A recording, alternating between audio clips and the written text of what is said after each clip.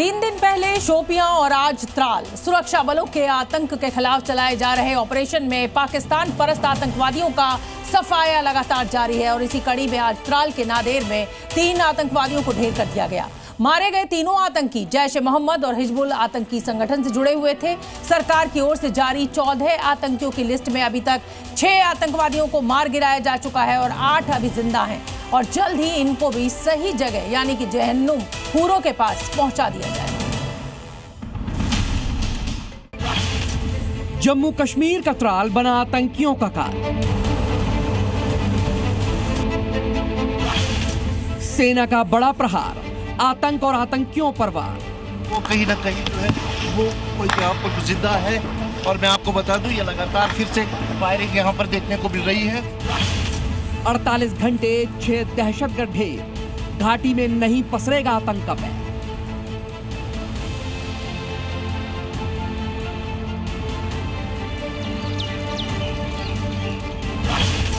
आतंकियों के खिलाफ ऑपरेशन जारी, 14 में से 6 मारे गए, अब 8 की बारी।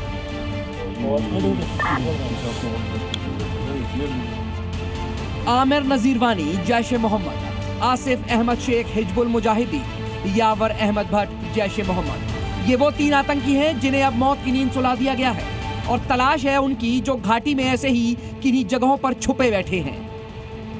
स्पॉट से काफी दूर है, हम लाइव तस्वीरें नहीं दिखा रहे हैं और जो स्पॉट है वहां से गोली की आवाज हम यहां तक सुन सकते हैं। इसमें जो पुष्टि हुई है, एक आधिकारिक पुष्टि हो गई है एक टेररिस्ट के बारे जाने की। 2 अन्य यहां पर जो इनपुट के मुताबिक है ट्रैप होंगे और उनके भी मारे जाने की खबर जरूर है, लेकिन जिस तरह से फायर हो रहा है उससे लग रहा है कि यहाँ पर जो है जो मिलिटेंट है वो कहीं ना कहीं जो है वो कोई यहाँ पर जिंदा है और मैं आपको बता दूं ये लगातार फिर से फायरिंग यहाँ पर देखने को मिल रही है और जबरदस्त फायरिंग जो है इस तरफ हो रही है इस वक्त। भारत आतंकियों के खिलाफ चौतरफा एक्शन ले रहा है और ये उस एक्शन की तस्वीर है। देखिए कैसे इस आतंकी के चेहरे पर मौत का डर साफ दिखाई दे रहा है। जंगलों में बने किसी घर में ये आतंकी छिपे थे, लेकिन आतंकी भूल गए कि जिस देश के खिलाफ इन लोगों ने बंदूक उठाई उसकी सजा सिर्फ और सिर्फ मौत है। नाम सामने आ रहे हैं उसमें जो एक आसिफ शेख है, जब इनिशियल पहलगाम हमले की इन्वेस्टिगेशन हुई थी तब जो है लॉजिस्टिक सपोर्ट देने में उसका नाम आया था जो पहलगाम हमलावर थे जिन्होंने पहलगाम का हमला अंजाम दिया था। लेकिन उसके बाद इसका नाम जो है जांच में आगे रहा, लेकिन इतना ही कहा गया था कि हो सकता है लॉजिस्टिक सपोर्ट जो है वो इसने उनको फराहम किया हो। 22 अप्रैल को हुए पहलगाम हमले के बाद से भारत ने आतंकियों को कल्पना से परे सजा देने की ठान ली थी, जिसके बाद न सिर्फ भारत ने सीमा के अंदर बल्कि सीमा के पार पाकिस्तान में घुसकर आतंक और आतंक के पहरेदारों पर गहरा वार किया।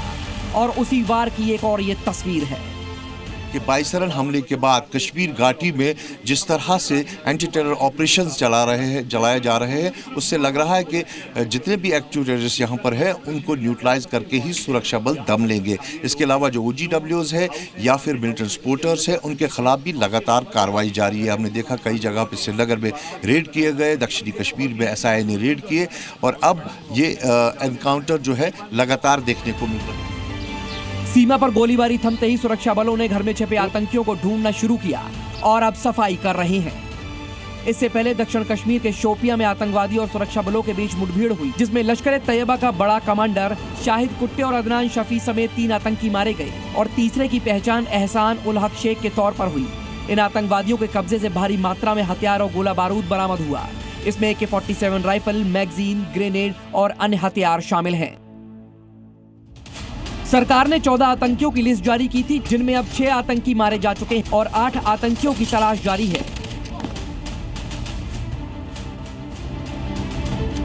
और जल्द ही इनको भी इनकी सही जगह पहुंचा दिया जाएगा, क्योंकि सरकार और सेना दोनों पहले ही जाहिर कर चुके हैं कि सब्र का समय खत्म, अब कब्र खोदने का समय शुरू हो गया है।